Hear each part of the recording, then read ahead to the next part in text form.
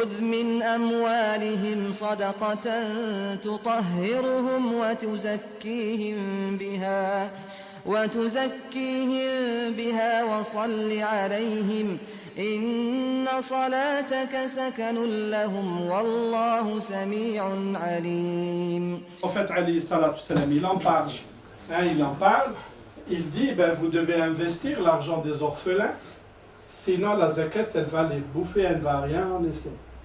D'un point de vue économique, ça veut dire il ne faut pas laisser l'argent dormir. C'est ce qu'on appelle, alors un peu plus scientifiquement, c'est la circulation verticale de l'argent. Parce que zakat, elle va favoriser, donc ça c'est dans les finalités. Vous avez compris ça, les finalités, c'est quoi? Voilà les finalités, c'est l'une des finalités. Donc la zakat, du fait qu'elle fait diminuer le montant des biens qu'on n'a pas investis, elle va pousser les gens plutôt à investir. C'est cette circulation verticale. Et le fait que l'on donne l'argent des riches, parce que le hadith de Mu'adh ibn Jabal, il lui dit, il faut leur apprendre qu'ils doivent donner zakat qui est prise auprès des riches parmi eux et qui est distribuée aux pauvres parmi eux. C'est donc une distribution verticale dans ce cas-là aussi de la zakat. Voilà, si vous voulez un peu plus vous approfondir, le livre il est là. Oui. Et si jamais on épargne pour un projet à venir, si on épargne, c'est la même chose. C'est la même chose. C'est la même chose. Même si vous épargnez pour vous marier, soit il faut se marier un peu rapidement, soit il faut travailler un peu plus. Et si vous, par exemple, avec un exemple 10 000 francs, par exemple, et vous achetez une voiture, oui. C'est considéré comme cette voiture comme un investissement ou comme... Non, ça dépend si vous l'utilisez comme taxi. D'accord? Ça, c'est le deuxième chapitre. Okay. D'accord?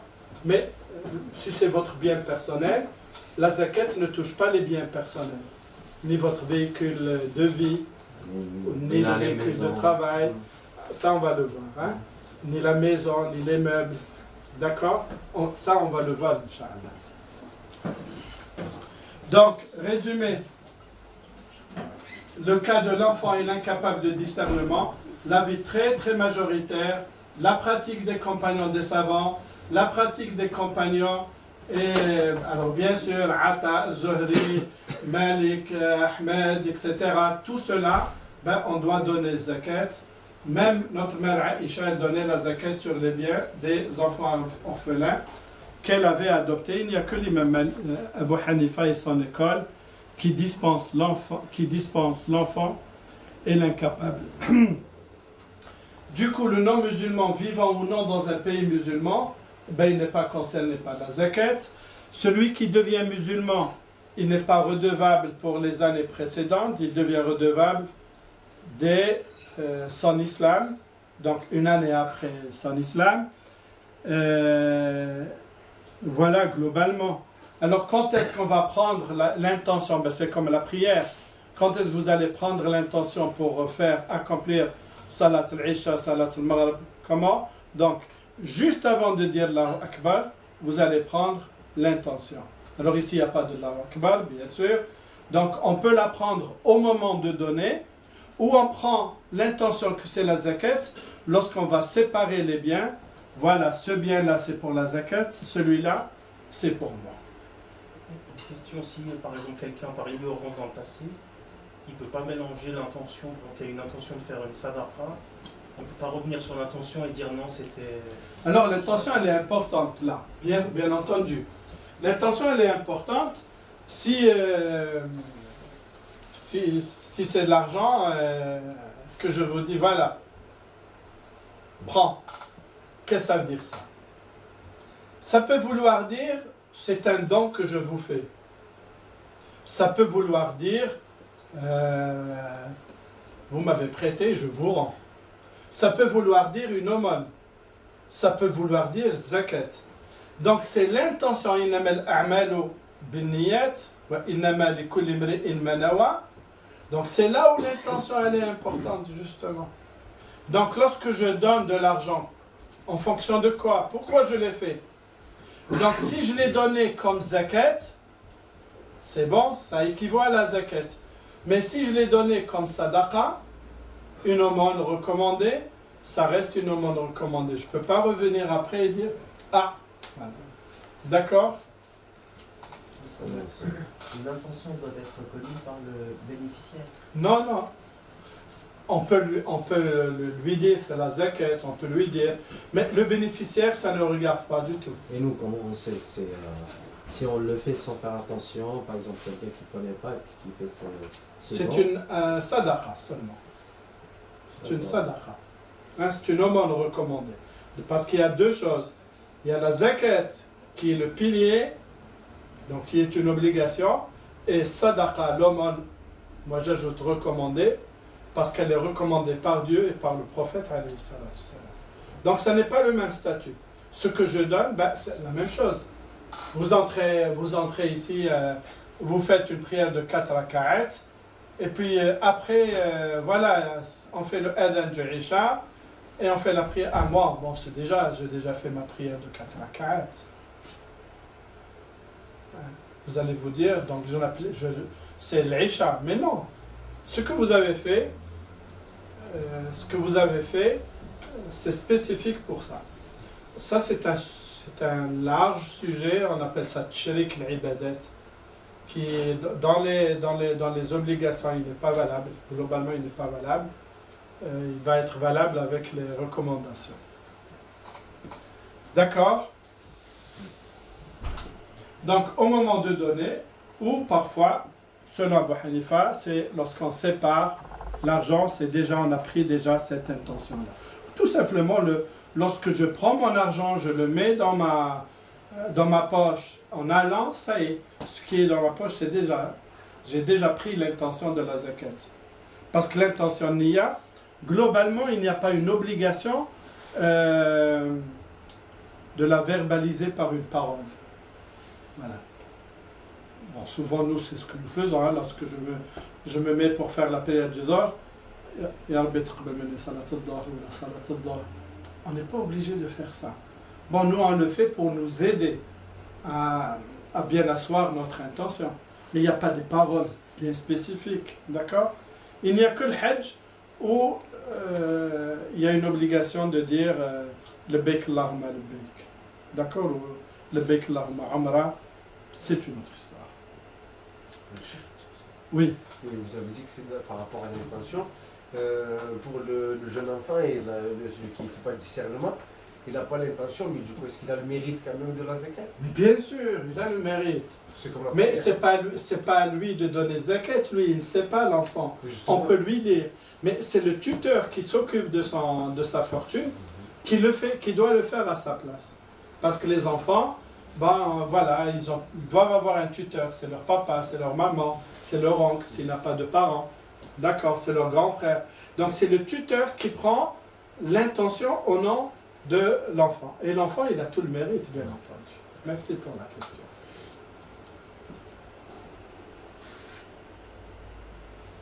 Alors, quels sont les biens visés par la zakat? C'est ce schéma-là qui résume quels sont les biens qui sont touchés par la zakat. Il y a 6 critères. D'accord? Donc, jusqu'à cela seulement, on va arriver. Le premier, c'est d'abord les biens publics et les biens privés. Les biens publics ne sont pas concernés. Ce sont les biens privés qui sont concernés par la zakat. C'est-à-dire l'État musulman, je ne parle pas de la Suisse, mais l'État musulman, ben, s'il a des bâtiments, s'il a de l'argent du trésor, hein, tout ça, ça n'est pas concerné. Dans le privé, halal ou haram, c'est le halal qui est concerné. Dans le halal, est-ce que cet argent, est-ce qu'il a un potentiel de croissance ou pas? Et ensuite, est-ce qu'il appartient à l'individu ou pas? Et ensuite, il faut qu'il dépasse le nesab, un excédent, avec la durée. On va expliquer ça pas à pas, Inch'Allah. Le premier critère, donc les biens publics et les biens privés. Ce sont les biens privés qui sont concernés par la zakat. Les autres biens, les biens publics, les biens des associations, les biens des waqf ne sont pas concernés.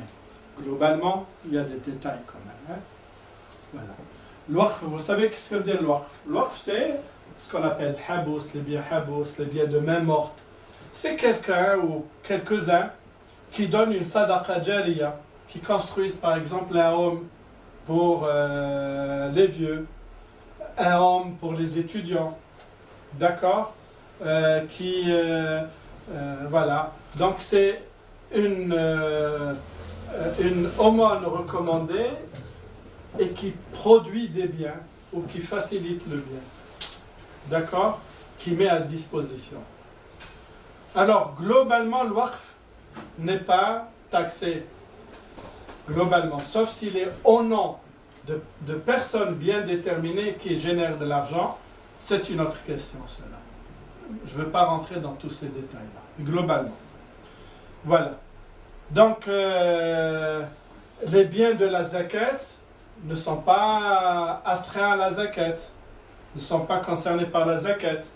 Les impôts, les taxes, les droits divers, les mosquées, si elles ont de l'argent, les écoles, tout cela, les hôpitaux, les orphelinats, s'ils ont de l'argent, cet argent-là n'est pas concerné par zakat. Les biens détenus par les associations caritatives, par exemple de la zakat pour édifier une mosquée ou une utilité publique, ne sont pas concernés. Le waqf aussi, d'accord? Le waqf, c'est une très belle institution, mais que nous pratiquons actuellement très peu, alors qu'en fait, beaucoup de bonnes choses sont faites avec le waqf, c'est une sadaqa jariya. La question, donc, les biens privés, maintenant, halal ou haram. Attention, le haram, il y a trois niveaux. Deux niveaux, pour nous, fondamentaux. Les biens haram, il n'y a pas de zakat dessus. Donc, si quelqu'un vend du vin ou du porc, hein, voilà, hein, de la bête morte, meita, ben, cet argent-là, il est haram et il n'y a pas de zakat dessus. Qu'est-ce que ça veut dire qu'il n'y a pas de zakat dessus? Ça veut dire que la zakat ne blanchit pas cet argent-là. Voilà ce que ça veut dire. Parce qu'on peut avoir cette intention-là, bon, c'est du mal haram, mais si je donne un peu de zakat, un peu d'aumône, ça va devenir halal? Jamais de jamais. D'accord? L'argent haram, il est haram. On doit le donner, le redonner, tout simplement. Le bien, il peut être halal, licite, mais les sources d'appropriation sont haram. Source d'appropriation, c'est-à-dire je fais un commerce d'ordinateur, un commerce de tissu, etc., un commerce, là, mais je triche. Hein, je triche. Je vends en mentant, avec du mensonge, etc. Donc tout cela fait avec de fausses factures, voilà. Donc ça, ce sont les moyens qui sont, donc les sources des biens, ce sont les moyens qui sont haram, le bien il est haram aussi. Et là aussi le bien haram, eh bien il n'est pas zakatable. Il n'est pas concerné par le zakat parce que, encore une fois, zakat ou sadaqa, elle ne va pas laver cet argent-là. Oui. Qu'est-ce qu'on peut appeler l'argent haram? Ici, l'argent haram, c'est quoi? Par exemple, quelqu'un qui vend du vin. Ça, c'est du haram. Quelqu'un qui a une maison hachak de prostitution. Tout ça, c'est de l'argent haram. Donc, il ne va pas dire, voilà, c'est de l'argent, je vais donner de la zakat et ça va devenir halal. Jamais. Il n'y a pas de zakat dessus du tout. Maintenant, si les sources de biens, j'ai une boucherie, hein, j'ai une boucherie et je dis que c'est halal alors que c'est pas halal. Ou que la moitié est halal ou l'autre moitié, je n'en sais rien, mais bon, je vends. Donc vous voyez là, je trafique, je mens pour m'enrichir. Ce sont les moyens qui sont haram Et donc l'argent lui-même, il est haram, il faut absolument se débarrasser de cet argent en le redonnant à ses ayants droit. De l'argent cash non déclaré, de l'argent black. Non, ça n'est pas ça. L'argent, cet argent, d'où est-ce qu'il vient? C'est ça la question. D'un travail, Oui. non déclaré à l'État. Ça, c'est une autre histoire, non déclarée à l'État. Il reste Ici, halal. Il reste halal. Il reste halal et il est concerné par zakat et doit être aussi concerné par les impôts. Je regrette de le dire. Je regrette de le dire, ça ne fait rien. Non, parce qu'il y a beaucoup de gens qui disent, bon, moi, les impôts, hein, je ne veux pas payer. Tu ne veux pas payer les impôts? Ne paye pas. Mais il ne faut pas profiter de la route goudronnée. Eh oui, il ne faut pas profiter de la lumière dehors. Ben, il faut vivre ailleurs, dans la forêt, Non, je disais, dans la montagne. domaines. Non, ça ne fait rien. Ça, je réponds à une autre question. Je réponds à une autre question qui n'est pas posée, et c'est exprès. Hein? C'est exprès que je réponds à cette question-là qui n'est pas posée. Vous ne voulez pas payer les impôts, ben, il ne faut pas profiter des impôts. N'envoyez pas vos enfants à l'école publique gratuite. Il faut les envoyer à l'école payante. Et ainsi de suite. Voilà, oui. Si par exemple, voilà, on est dans on pratique un métier aujourd'hui où on génère des revenus, par exemple, qui peuvent être importants, qu'on crée des structures pour pouvoir optimiser et payer le moins d'impôts, mais qu'on paye je veux dire qu'on ne triche pas avec la zakat, qu'on paye des zakats conséquentes. Là, on n'est pas considéré comme de l'argent qui serait... Non, ça, c'est pas de l'argent haram. L'argent haram, c'est ici et là. Quand on voit les enfants à l'école privée, disons, par exemple. Ça, c'est votre problème. Ouais. Et si la personne... bien sûr, parce que le langage moderne, il nous apprend à tricher avec nous-mêmes. Hein? Donc, c'est pas nous. Ça, c'est les grandes sociétés qui le font. Exactement. Ça, c'est les grandes sociétés. Hein? Google, ces fameux GAFA, d'accord? Ces fameux GAFA-là, hein? Ben, elles ne veulent pas payer d'impôts dans les pays où elles sont.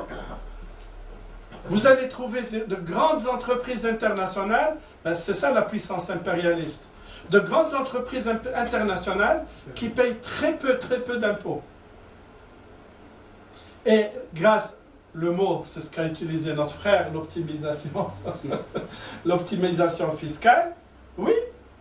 Et donc, ils font de telle façon, ils maquillent de telle façon, et la loi les aide, le problème, ils maquillent de telle façon leur compte que finalement, ce qu'ils déclarent à l'état où ils existent est très faible et donc ils ne vont pas payer d'impôts tout simplement. Voilà. On n'est pas dans la tromperie là. On est dans la tromperie, on est plus que la tromperie. Vis-à-vis de l'État, c'est plus que de la tromperie, bien sûr. Parce que là, il s'agit d'être sincère envers aussi l'État dans lequel nous vivons. Ne nous trompons pas. Parce que l'État dans lequel nous vivons,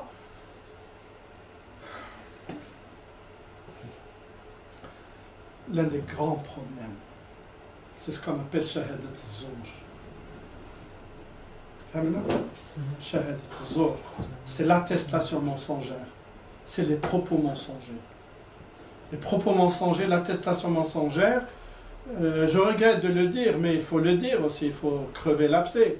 C'est le fait, voilà, j'ai pas de permis de conduire, et je fais avec l'autre, là le bonhomme, je lui donne 1000 francs, et il me refile un permis de conduire que je fais valider.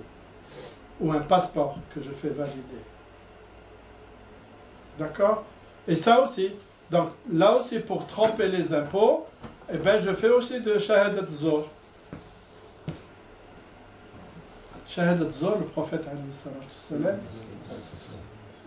dans un hadith, il était assis un peu sur le côté et il était en train de leur dire, voilà, parmi les grands péchés capitaux, telle chose, et ensuite il se relève, son visage devient rouge, Ala wa shahadat az-zur, ala wa shahadat az-zur, ala wa shahadat az-zur. Et il a tellement répété ça 2 fois que le compagnon qui nous rapporte le hadith, il dit, on aurait aimé que le prophète s'arrête. Tellement C'est important, Shahadat Zor. Je vous dis, il y en a beaucoup qui sont dedans complètement dans Shahadat Zor. Bien sûr, Shahadat Zor haram. C'est le fait de prendre les biens d'autrui. Il y a la troisième chose que nous ne développons pas ici. On va la développer une autre fois avec les frères Dance. Alors, donc, premier critère, on a vu. Premier critère, c'est quoi? C'est les biens privés qui sont astreints à la zakat. Deuxième critère, c'est les biens halal. Donc, c'est le deuxième niveau. Les biens qui sont astreints à la zakat. Troisième critère, c'est ce qu'on appelle le potentiel de croissance nama. Alors, c'est quoi le potentiel de croissance? C'est le fait que si j'ai de l'argent, est-ce que potentiellement, est-ce qu'il peut augmenter ou pas? Si je l'investis, il peut augmenter. Si j'ai un troupeau de brebis, un troupeau d'ovins ou de tout, est-ce qu'il est susceptible d'augmenter par lui-même ou par des effets ou pas? C'est ça ce qu'on appelle le potentiel de croissance. Donc même si je n'investis pas mon argent maintenant, même si vous déposez votre argent dans un compte bancaire, vous savez les taux ils sont combien? Combien on vous donne? Vous savez, non? 0,5%. Ouais, ça Oh, dépend beaucoup. 0%. Ouais. 0,5%, vous êtes déjà bien. Bah, on donne 0% tout simplement. Pourquoi? Parce que la BNS, elle donne un taux d'intérêt négatif. Un taux d'intérêt négatif, c'est pour pousser les gens plutôt à la consommation. Donc c'est ça la notion de potentiel de croissance. Alors quels sont les biens qui sont susceptibles d'augmenter et quels sont les biens qui ne sont pas susceptibles d'augmenter? Il y a donc aussi un terme, donc nama. Nama, c'est ce qu'appelle Imam Malik, il appelle l'illa. C'est le motif de la prescription. Ensuite, après, les autres l'ont suivi. Avant lui, globalement, personne n'avait appelé ça, n'avait bien déterminé ça. C'est lui qui va appliquer ça. Et donc, deuxième concept important à connaître, ce qu'on appelle urud qinya. Urud qinya. Urud, c'est globalement les biens. On distingue ce qu'on appelle urud tijara et urud qinya. Urud tijara, c'est les biens, c'est les marchandises que l'on achète et que l'on vend. Donc c'est le même terme. Urud qinya, ce sont les biens à usage privé. Ta voiture, d'accord, tes biens, ton meuble, tes ordinateurs. Donc tout ce qui, pour l'individu, tout ce qu'il a pour lui, une maison, sa maison. Mais s'il a une deuxième maison qu'il a achetée pour vendre, c'est une autre histoire. D'accord? S'il a acheté un véhicule pour lui, s'il a acheté un deuxième véhicule pour le vendre, ça devient urud tijara, c'est un bien marchandise. D'accord? Naam. Si c'est sa résidence principale, il l'a vendue et il a fait une plus-value. Ça vient du... Il n'y a pas de problème ici.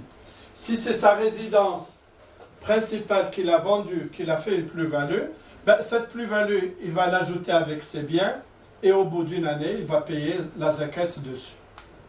D'accord? Voilà. Tout simplement. Et puis, donc là, dans le cas de parler du véhicule, si la personne typiquement est chauffeur de taxi, sur un véhicule, il n'a pas à payer dessus, mais s'il a un deuxième véhicule, dans ce cas-là, il paye dessus. Non. J'ai dit ça, c'est pour le privé. D'accord, ok. Ça se généralise aux entreprises. Si c'est un outil de travail, donc même s'il a 10 voitures avec lesquelles il travaille en tant que taxieur, c'est on dit, Ouais. hein, le mot taxieur n'existe pas, il existe en Algérie seulement. Je ne sais pas ailleurs si ça existe ou pas. D'accord? Donc, il ne paye pas dessus la zakat. Mais s'il le destine, lorsqu'il achète le véhicule pour le vendre, alors zakat, même s'il l'utilise pour lui-même ou pour taxi, etc. Donc tout dépend de l'intention première de l'individu. D'accord? La même chose, ce qu'on appelle, alors pour ceux qui connaissent un peu d'économie, le bilan, donc c'est les moyens de production. Les moyens de production sont des urud qinya, il n'y a pas de zakat dessus. C'est quoi? Est-ce que quelqu'un a fait un peu d'économie chez vous ici, comptabilité? C'est ce qu'on appelle les actifs immobilisés, dans le bilan. C'est les actifs immobilisés, le bilan il y a les actifs passifs, dans les actifs il y a les actifs circulants et les actifs immobilisés. Globalement, les actifs immobilisés, il n'y a pas de zakat parce que c'est les moyens de production. Et ça, c'est Dieu subhanahu wa ta'ala qui a voulu ne pas taxer ces moyens de production. On ne taxe pas les moyens de production. Pour un individu, si vous avez une scierie, donc les machines, si vous avez des taxis, ou pour une entreprise, aussi grande soit-elle, d'accord, les moyens de production ne sont pas taxés par la zakat. Ce sont les autres biens qui vont être taxés. Voilà le concept de nama, potentiel de croissance. Naam. Du coup, dans le bilan, ça veut dire, si on reprend dans le bilan, ça veut dire que c'est les actifs circulants qui sont concernés par un zakat. En particulier, oui. En particulier, oui. Donc c'est ce que je montre ici avec des dessins. Voilà. D'accord? On est tombé dessus. Donc c'est les actifs circulants qui sont concernés, ainsi que les dettes à court terme. D'accord? Les fonds étrangers à court terme. Pour ceux qui ont fait un peu de comptabilité, ça va leur servir beaucoup pour comprendre tout ça. J'ai un bien, un investissement locatif. La zakat, c'est sur les revenus générés ou sur la valeur du bien? C'est sur les revenus. Les impôts, c'est sur la valeur et les revenus. Pour zakat, c'est sur les revenus. C'est ce qu'on appelle mustarellet. C'est les revenus d'exploitation. Donc ici, les biens à valeur monétaire que nous avons, les produits agricoles, les titres, les bestiaux, les produits de la mer, les trésors, etc. Donc ça c'est le troisième critère. Et c'est comme par exemple dans l'ancien temps, les bestiaux c'était leur moyen de travailler. J'ai pas compris. Dans le temps, les Oui. bestiaux, les gens travaillaient avec les bestiaux, avec leur bétail. Donc du coup, si c'est le moyen l'outil de travail, il n'est pas concerné. Ouais, il n'est pas concerné. Il n'est pas bien, concerné. Ça c'est que le bien acquis en fait. Non, c'est que le bien. Donc il n'y a aucun problème ici. Ça c'est des choses qui étaient appliquées il y a déjà des siècles sans aucun problème. Je vous prie d'excuser. Salam alaikum. L'air, tabarakallah fik. C'était très bien. Oui. Vous avez une chaîne YouTube. Hein? J'ai pas entendu. Non, j'ai pas de chaîne. C'est ça que ça veut dire. Mais ça, c'est sur le centre islamique. Là, islamique. Salam alaikum.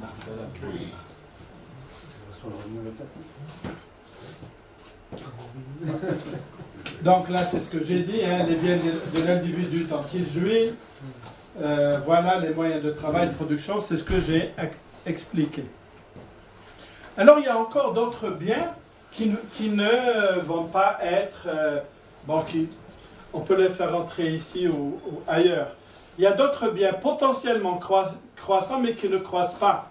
Et donc, ils ne sont pas assujettis à la zakat, les biens volés ou perdus. D'accord? Et aussi les produits invendus.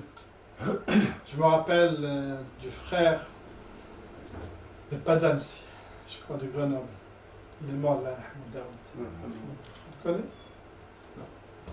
Frère Daoud qui avait une boutique d'opticien qui m'avait posé la question, ça fait un bon bout de temps. Là, voilà, donc les produits qui sont invendus, cette année-là, il n'y a pas de zakat dessus. Selon l'avis le plus général, celui d'Imam Malik. Quatrième critère, c'est l'appartenance. L'appartenance, ça veut dire que le bien, il t'appartient et tu peux en jouir, comme le donner, comme le vendre. Donc, le mulk tsem, on appelle ça le mulk tsem en anglais. Le concept de la zakat, c'est le mulk tsem. Donc, parfois, le bien, mulk naqis, c'est-à-dire, ça t'appartient, mais tu ne peux pas en profiter. Alors, il y a des exemples ici en Suisse. L'AVS, c'est votre bien, ce que vous avez cotisé ou pas? C'est vos biens. Et le deuxième pilier, c'est vos biens, la LPP. Eh bien, est-ce que vous devez calculer, donner zakat dessus ou pas? La garantie de loyer. Vous avez des garanties de loyer à donner ici, non? Parfois, oui. Ouais. En général, en Suisse, il y a toujours une garantie à donner. Pas toujours. Bon, maintenant, il y a des procédés comme Suisse Caution ou autre. Oui, mais bon, Suisse Caution, vous payez Suisse Caution. Oui, bien Oui, sûr. bien sûr. Mais voilà. Donc, la garantie de loyer, la LPP, c'est votre argent à vous, mais vous ne pouvez pas en disposer. Donc, tant que vous ne pouvez pas en disposer, ça n'est pas concerné par le zakat. Voilà. Oui. Quand on touche par exemple l'AVS, là ça devrait concerner par la zakat. Alors, maintenant, lorsque vous allez toucher l'AVS ou la LPP, lorsque vous allez être traité comme moi je le suis, d'accord? Moi je reçois mon AVS et je reçois aussi la LPP. À ce moment-là, ça va dépendre de vos biens. Vous allez ajouter d'une certaine façon, c'est l'excédent, on va y arriver, Inch'Allah. Vous allez ajouter cela à vos biens et vous faites le calcul. Alors, parmi les biens qui vous appartiennent, mais c'est une appartenance diminuée, les biens que vous avez gagés, les biens perdus, qu'on a cités tout à l'heure, voilà, les garanties, les créances perdues. Vous avez prêté à quelqu'un et le bonhomme, ça y est, il a disparu dans la nature. Est-ce que ce que vous lui avez prêté, est-ce qu'on va en tenir compte ou pas? Non. D'accord? Donc les créances perdues, les créances douteuses. Donc tout ça ne sont pas concernés par la zakat. Qu'est-ce qui reste de bien concernés par la zakat? D'accord? Alors tout ça, c'est ce que... Voilà. Donc ce qui n'est pas assujetti à la zakat, les biens volés sans espoir de les retrouver, les biens gagés chez autrui ou perdus, les bêtes égarées et disparues, les biens pris par la force par un gouvernant. Donc c'est vos biens mais qui ont été pris, donc la zakat, il n'y a pas dessus.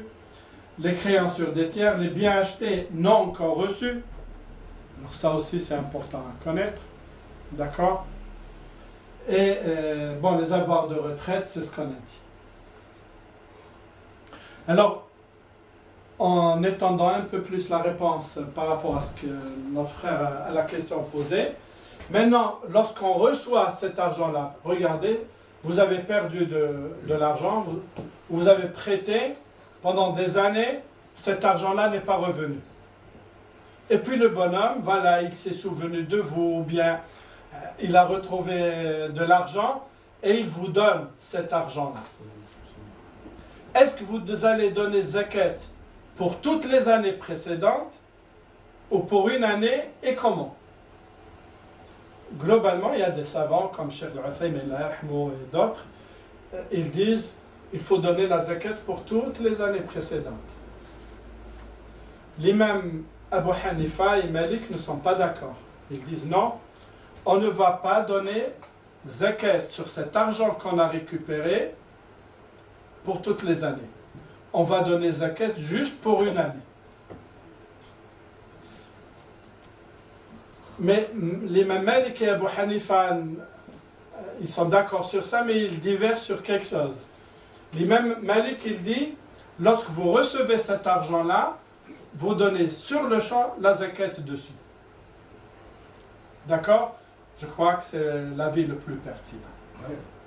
C'est l'avis le plus pertinent. خذ من أموالهم صدقة تطهرهم وتزكيهم